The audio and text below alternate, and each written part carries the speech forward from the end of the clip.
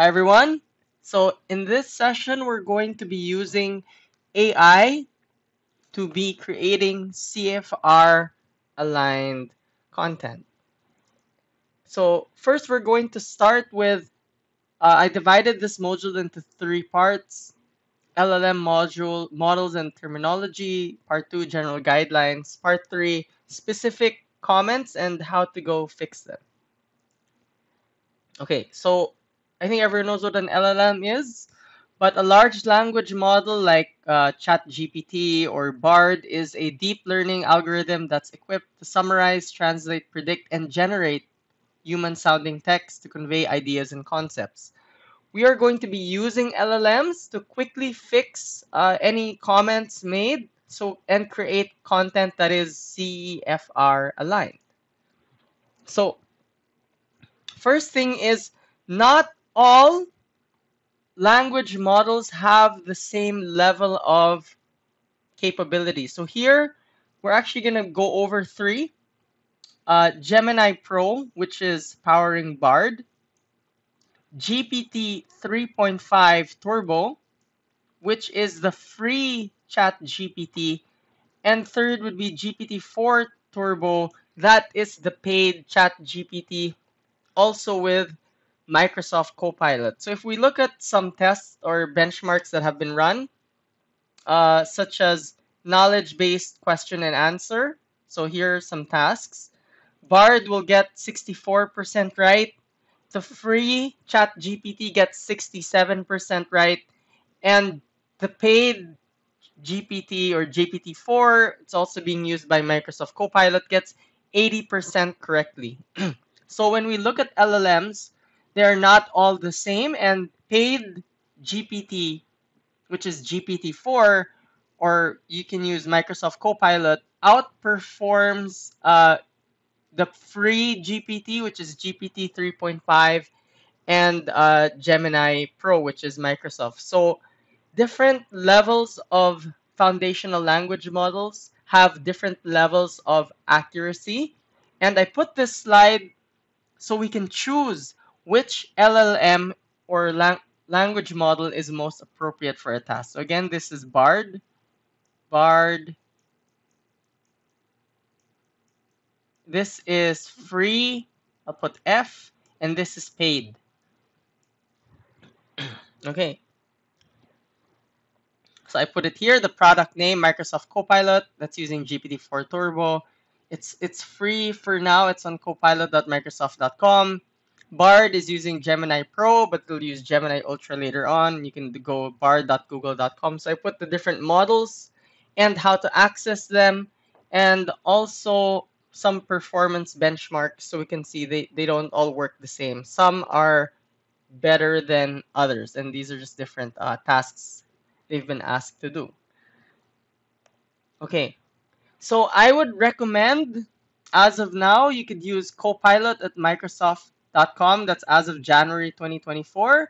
Since it's free and it's powered by GPT-4 and it can interpret lots of different things. So it's a pretty good model to use right now. Okay. Now I'm going to discuss some techniques before we jump into how to use them, because how we normally experience language learning models is we just typically ask it a question and we get an answer. That's actually called zero-shot learning. And it functions okay, but to make things work exactly how we want them to work, another technique is multi-shot learning, which is putting some examples in the prompt. So here we're just going to learn about 2 techniques to use them well. Zero shot is when I don't put an example in the prompt or what I type. Multi-shot is when I put up to 5 examples in what I type in the large language model to make it more accurate, etc.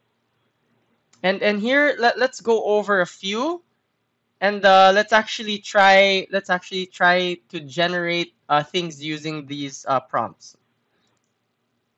Okay, so here let's try zero shot first, and let's run that through Microsoft Copilot. So here I'm going to exit my slideshow, and I'll just copy that and I'll show you. So let's just see, take a prompt. copy, and then let's go here to let's take a notepad. Okay, here, and then let's just get like some text from Wikipedia. So just say Alexander the Great from Wikipedia, etc. So here, da da da da. Okay, so let's just use this as the text for our passage. Okay, and that's gonna be our prompt. So we're gonna try first what's called single shot learning or zero shot learning. So basically, there is no example in the prompt. Please generate 5 multiple choice questions for CEFR B1 for the following text, and then you just paste the text. And then let's see the results. Let's paste that into Microsoft Copilot.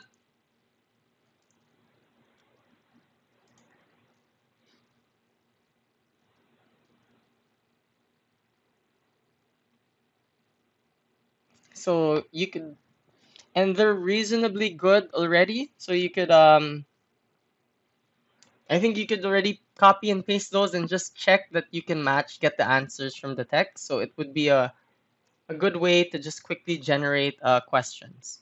So this is using what's called zero shot learning, or just asking it a question.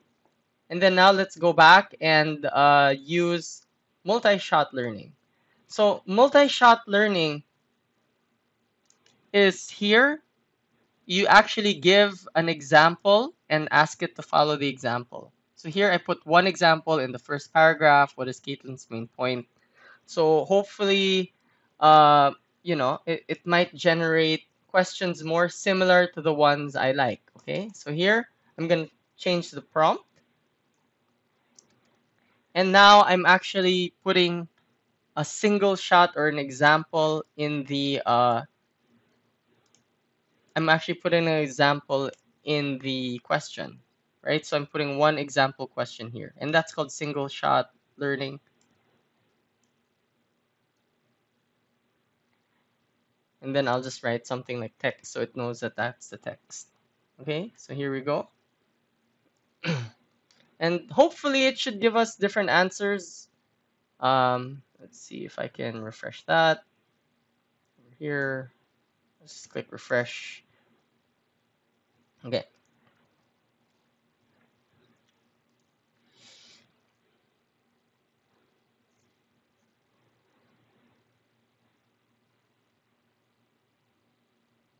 So it did give a different set, and maybe it would be, these would be more questions more similar to what you're trying to get it to do. So that's just the difference between single shot and multi-shot, and whichever you choose depends on how the AI is performing to you. So these are just techniques, and we'll be using them later on. So that's zero shot, which is just asking a question, versus multi-shot, which is giving one or two examples. And typically, multi-shot improves the accuracy of the LLM and makes it perform a bit more how you would like it to perform. Okay. So here, that's an example prompt, multi-shot prompt, and that's an example zero-shot prompt. Okay, so that's generally part one. LLMs. Here we discussed that there are different kinds of LLMs, namely Gemini Pro, which you get on Bard, GPT 3.5, which is free on ChatGPT, and GPT-4, which is paid at $20 a month or on Microsoft Copilot. Okay, part two would be our general guidelines on how to create CEFR level content. So first, general guidelines is number one, the content should match the CEFR skill being targeted. Number two is difficulty. The comprehension exercises should be appropriately difficult for the learner. And number three, there should be enough time to learn. So it takes around 150 hours to reach one CFR level. So the content should be enough or enough for 100 to 150 hours of self-study if they do it that way. Okay, so first is, does it match the CEFR skills? So if I'm a B1 learner, I'm going to try to learn B2 skills here, right? So all I have to do is choose skills that are appropriate for me. So for example, I could do opinion, I can have my module do opinion. I could have it do past perfect continuous. I could have it do collocation, and then the theme can be film. So all I have to do with CFR alignment is make sure my module is tackling skills that are appropriate for the level that someone is practicing for. And for a B2 module, or a B2 course, it should actually tackle all the skills. So every module you can tackle just one or two or three, but for the entire course you have to tackle everything. Guideline number 2 is when we really use CFR alignment. Actually, if I'm tackling a particular module, I can get questions just relevant to that module. So here I'm going to be using the Cambridge tests, and I'm going to be feeding that into my LLM, right? Large language model. The reason I'm not taking from TOEIC is TOEIC assesses a range. TOEIC will assess from A1 to C1. IELTS will assess from somewhere like A2 to C1, and TOEFL is about from B1 to C1. But when I actually look at Cambridge, each test is only assessing one level at a time, so they actually don't give a score. They only give a pass or fail mark. So at least for that particular level, I know that all those questions are just C1 questions. So Cambridge exams are a bit different since it's just a pass or fail. So for their C1 exam, all the questions are really just for C1. So they're very useful to use when I'm trying to get guidelines or when I'm trying to create CFR content. So here, these are the links. So for CFR B1, Cambridge has a PET test, and here is the link. CFR B2, Cambridge has their Cambridge FCE test. CFR C1, Cambridge does have a CAE test. So everything you'll find on the CAE test is C1.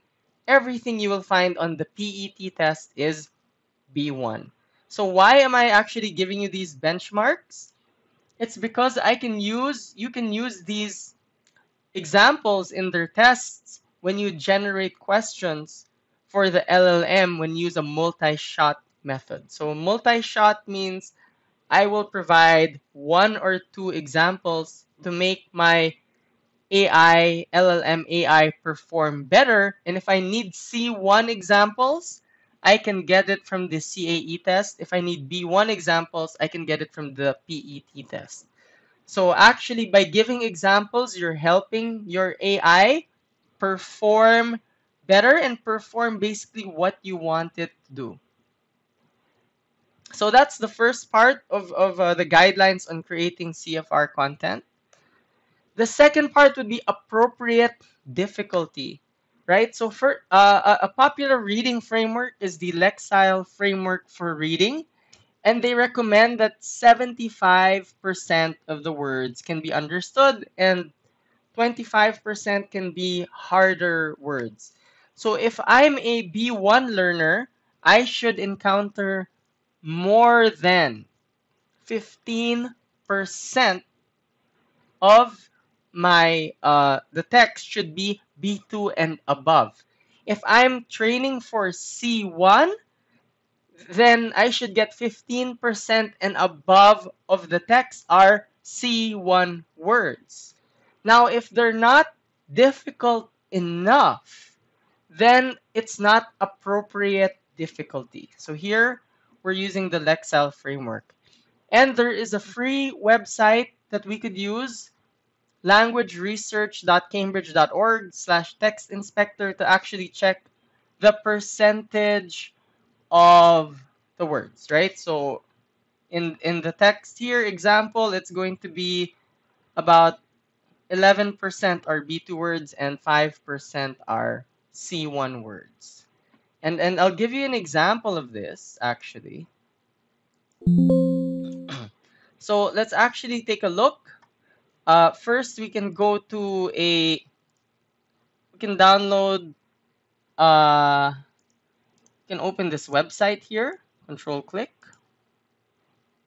and I can look at a module, right? And this is gonna be the module, one of the school's modules.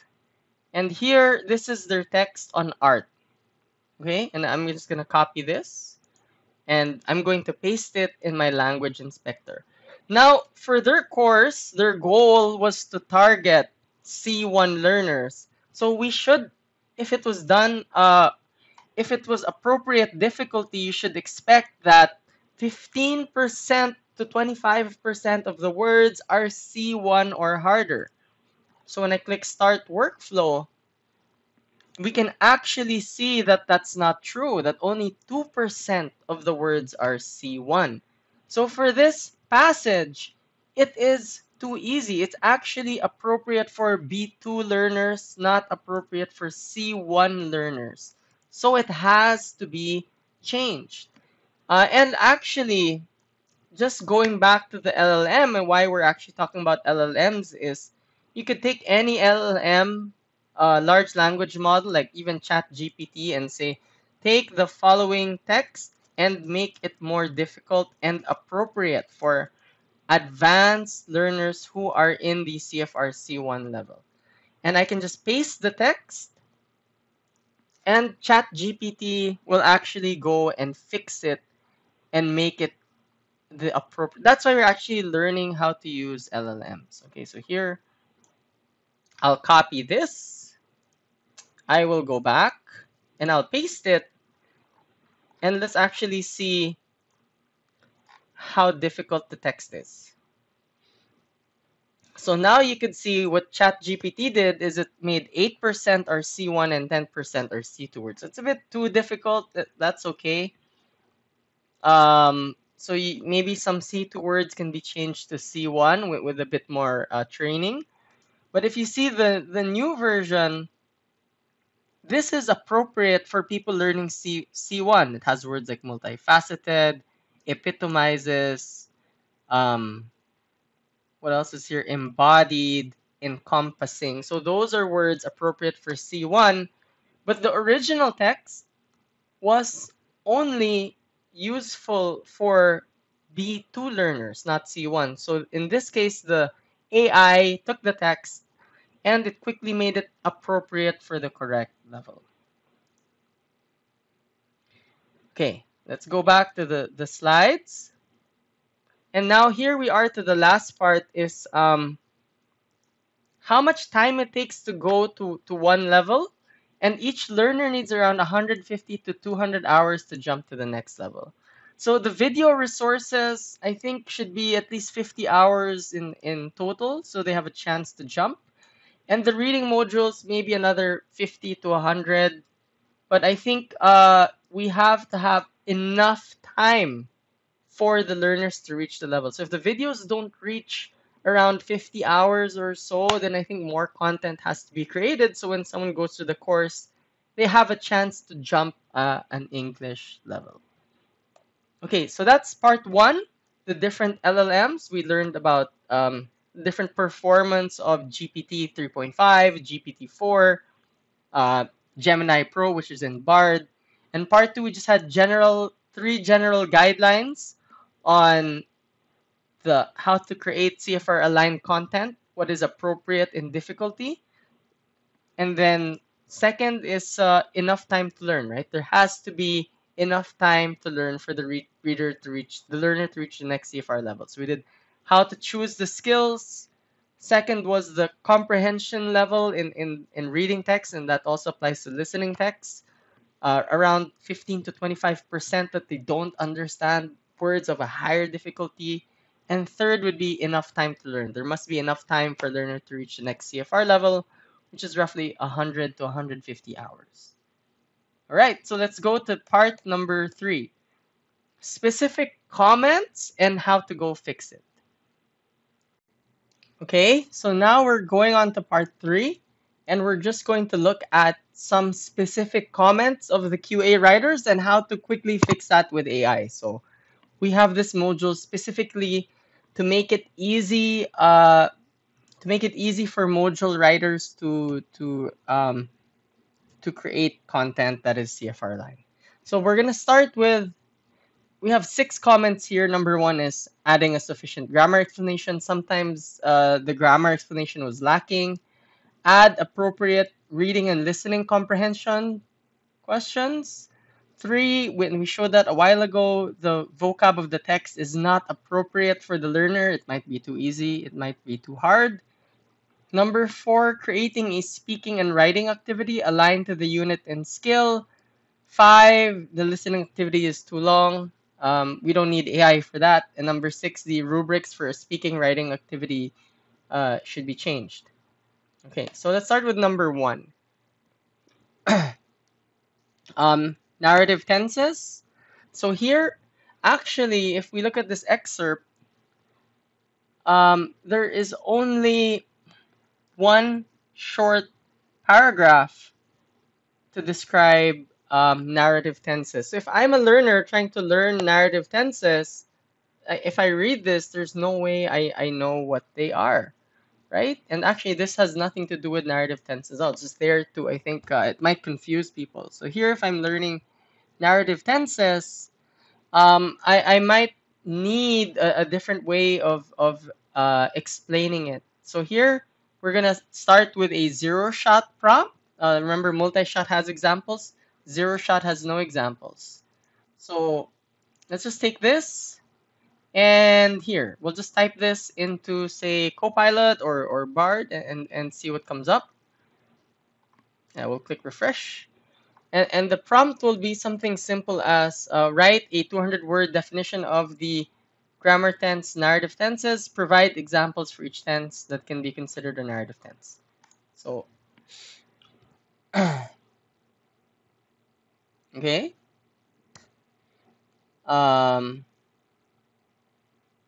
So here, if you look at it, this might make more sense because there are examples, right? So this you could just copy paste this in.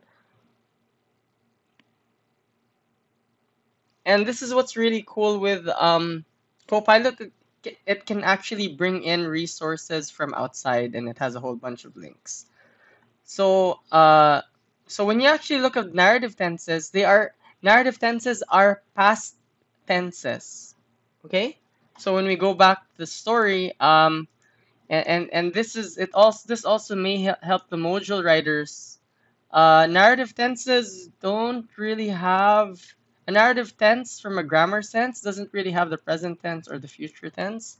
A narrative tense is just things that happened in the past, and then you have the 3 examples. So at least we're done with issue 1, and then we can just delete. We could just use that, and that will be fixing issue 3. And then we'll go to the next part, which is creating some grammar exercises.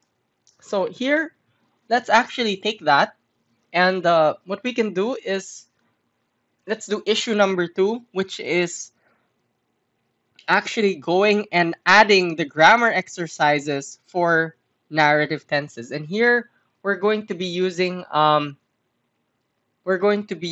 multi-shot learning. Okay, so let's give it a try. X.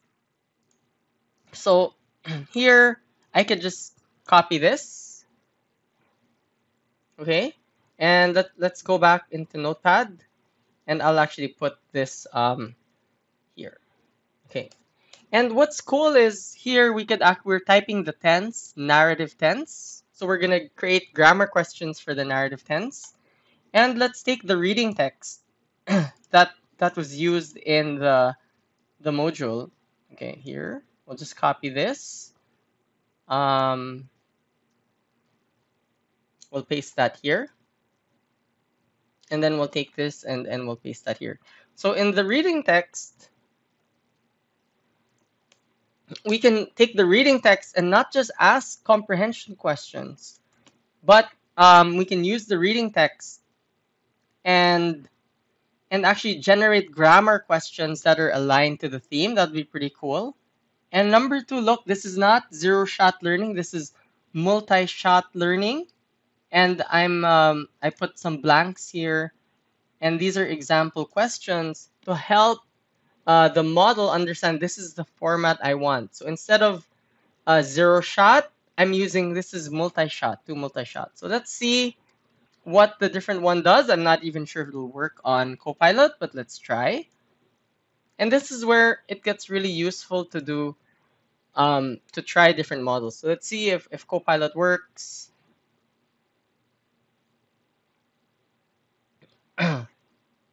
Okay.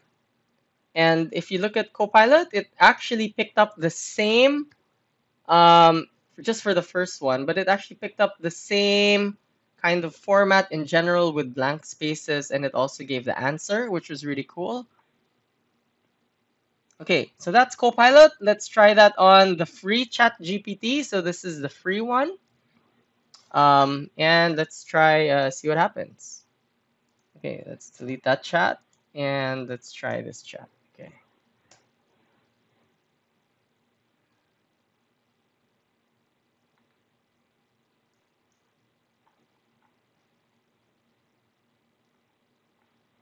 Okay, so ChatGPT also generates grammar questions that are very similar, right?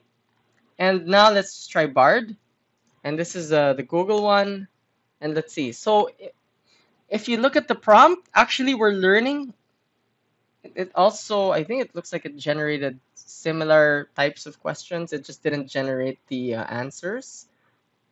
So if we look at all three, they all created questions based on art, and they all followed the same format. They followed the same format because we used what's called multi-shot learning, where we actually added in the prompt the example questions. Now let's see what happens when we delete this, and let's see if it will give us something similar. Okay, so here we go.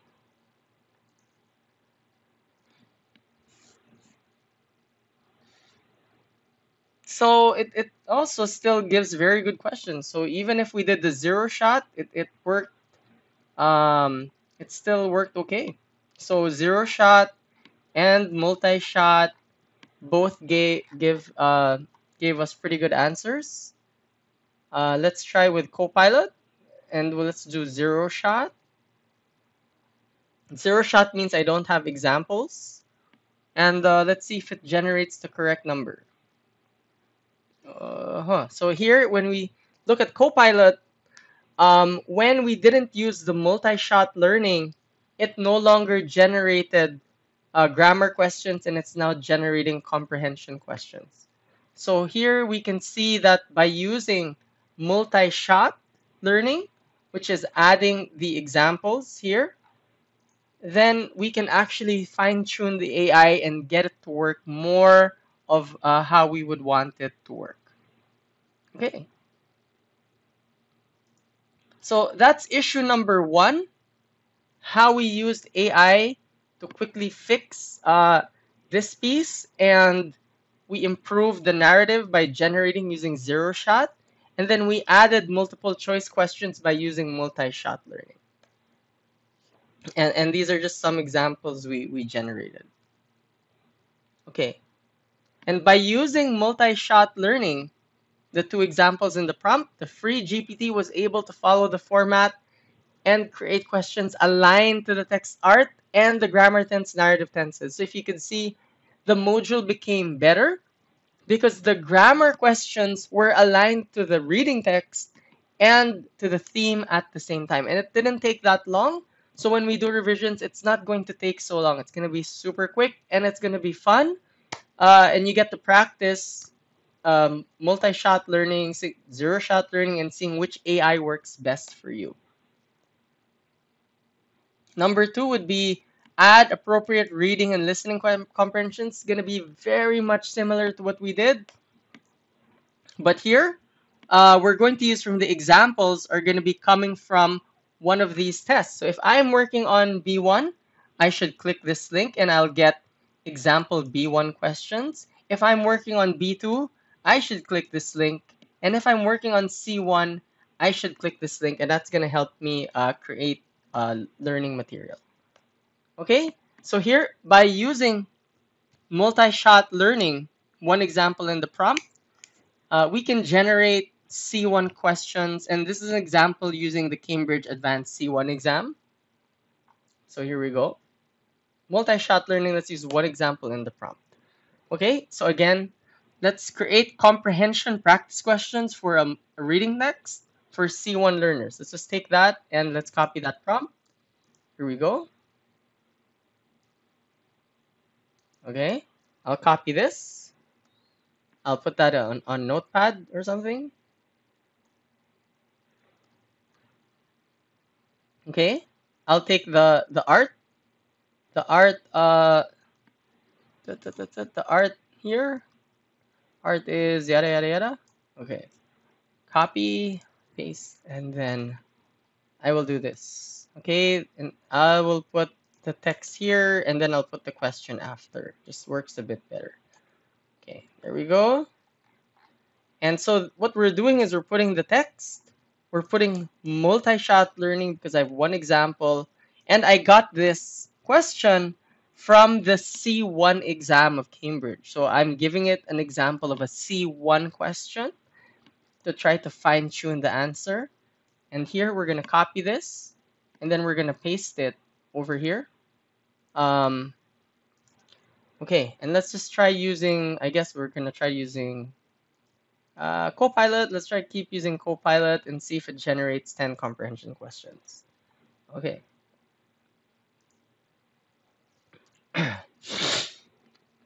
So here, these are, okay.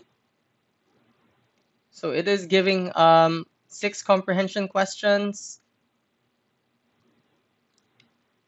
And these questions actually they actually do seem like a C1, especially here when they talk about context, the primary purpose. Those are C1 questions. What is the purpose of challenging the viewer? So those are very good questions that can be used. And to tune it more, you can just add up to 5 examples. 5 is typically where up to 5 helps. Up to 5 more multi-shot examples to make the results of the AI more tuned to what you want it to get. So this course, hopefully, this talk is not just a talk on how to do QA on CFR, but also how to use these LLMs and techniques like zero-shot and multi-shot learning.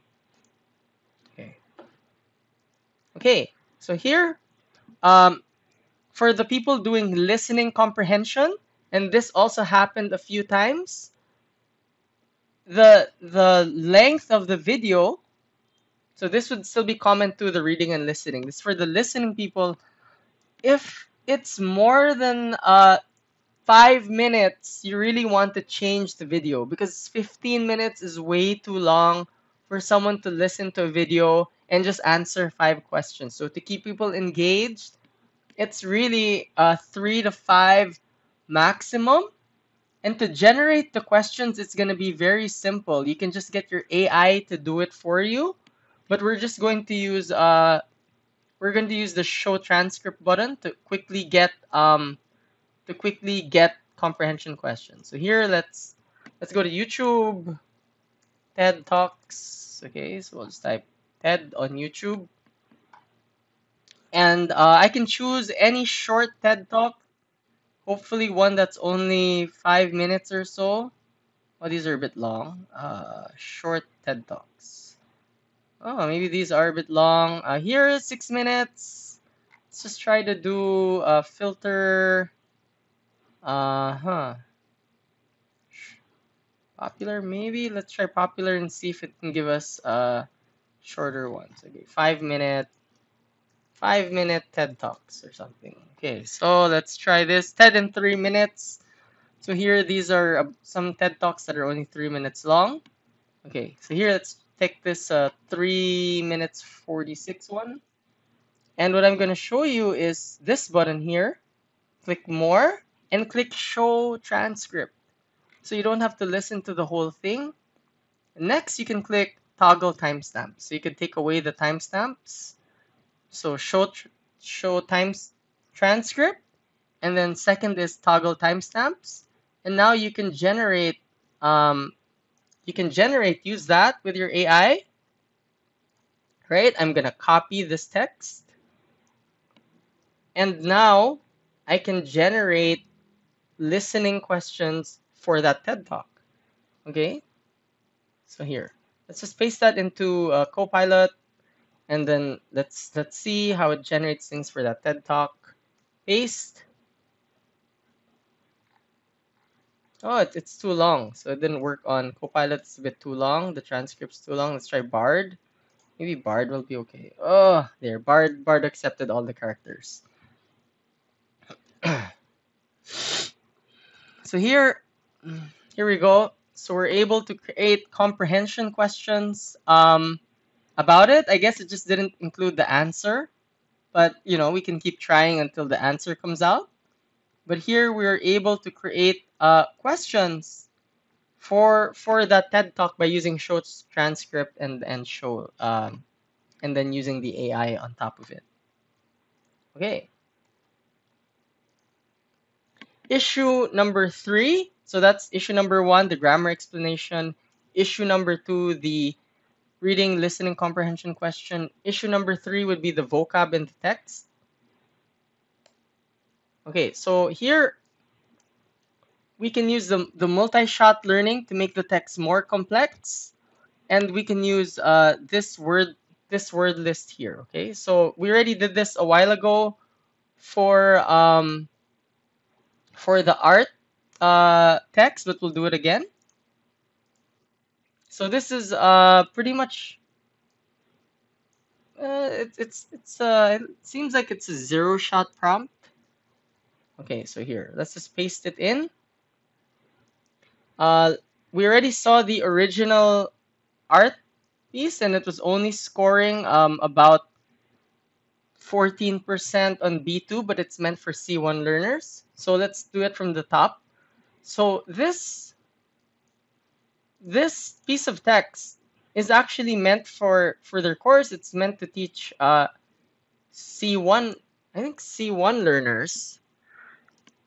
Okay, it's meant to teach C1 learners. So we click this link, and we saw when we did the workflow that we go to languageresearch.cambridge.org/wordlist/text inspector, we saw that it was only appropriate for B2 learners, right? Because look, it only has 2% of the words are in C1. So to hit the benchmark you want, which is about 15% or in the difficulty higher, you do have to change the difficulty of the text, okay? And how do we do that without, you know, spending so much time on it?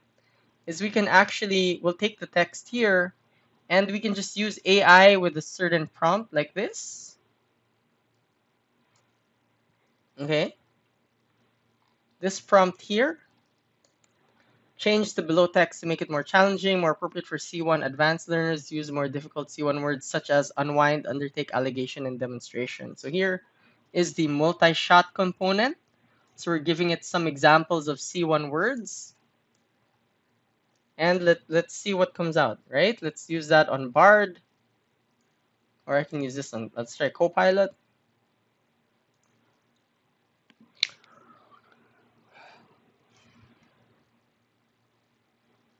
Okay, here we go. So the title is now The Multifaceted Nature of Art. And these are some words. Okay.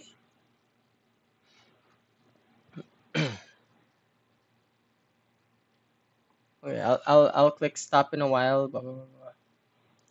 And then we'll just type this, and we'll go to Word Inspector here.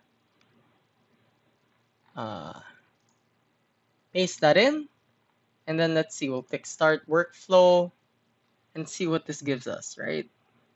So now we have 5% are C1 words and 4% are C2. A bit better.